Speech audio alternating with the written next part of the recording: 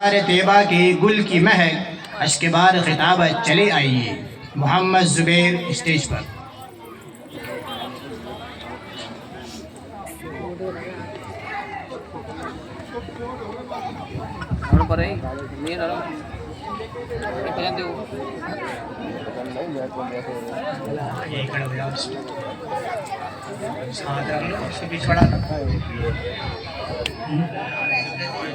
Stage پہ نظر نہیں آ رہا بھائی، ادھر جا۔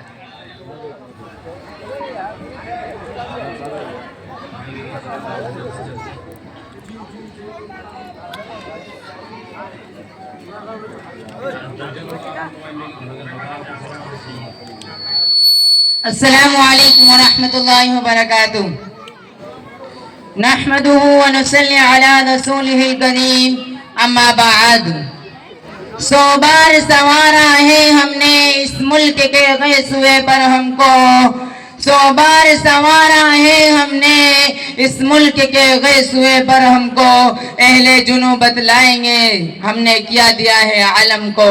قابل عزت احترام اسٹیج پر جلوہ افروز علماء اکرام اور معزز سامعین حضرات، ہندوستان کو طویل جد و جہد کے بعد آزادی کی نعمت حاصل ہوئی، جس کے لیے ہمارے اسلاف نے زبردست قربانیوں کا نذرانہ پیش کیا، جان و مال کی قربانیاں دی، تحریکیں چلائیں، تختہ دار پر چڑھے، پھانسی کے پھندے کو جرأت و حوصلہ اور کمال بہادری کے ساتھ بخوشی گلے لگایا، قید و بند کی صحبتیں چلیں اور حصول آزادی کی خاطر میدان جنگ میں نکل پڑے۔ آخر غیر ملکی انگریز ملک سے نکل جانے پر مجبور ہوئے۔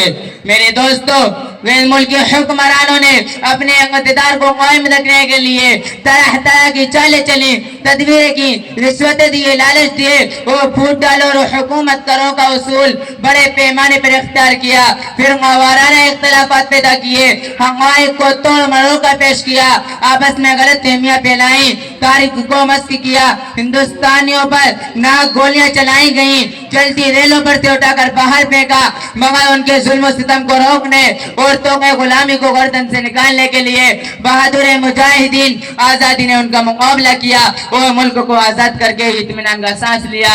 میرے دوستو، ہندوستان کی تحریک آزادی میں مسلمانوں کا حصہ قدرتی طور پر ممتاز و نمایاں رہا ہے۔ انہوں نے جنگ آزادی میں قائد اور رہنما کا پارٹ ادا کیا۔ اس کی وجہ یہ تھی کہ اقتدار مسلم حکمرانوں سے چھینا تھا، اقتدار سے محرومی کا دکھ اور درد مسلمانوں کو ہوا، اسی لیے محکومیت سے آزادی کی اصل لڑائی بھی انہی کو لڑنی پڑی۔ اس سے پہلی منظم اور مسلح جنگ آزادی قرار دیا جا سکتا ہے۔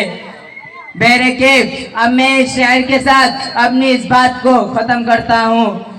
جب پڑا وقت گلستہ پہ تو خوں ہم نے دیا، جب پڑا وقت گلستہ پہ تو خوں ہم نے دیا، باہر آئی تو کہتے ہیں تیرا کام نہیں، وفاداری وطن سے ہو یہی اسلام کہتا ہے، وفاداری وطن سے ہو یہی اسلام کہتا ہے۔ ہم دل کے ہر گوشے میں ہندوستان رکھتے ہیں، وما علینا الا البلاغ المبین۔ السلام علیکم ورحمۃ اللہ وبرکاتہ۔ ماشاء اللہ، ماشاء اللہ۔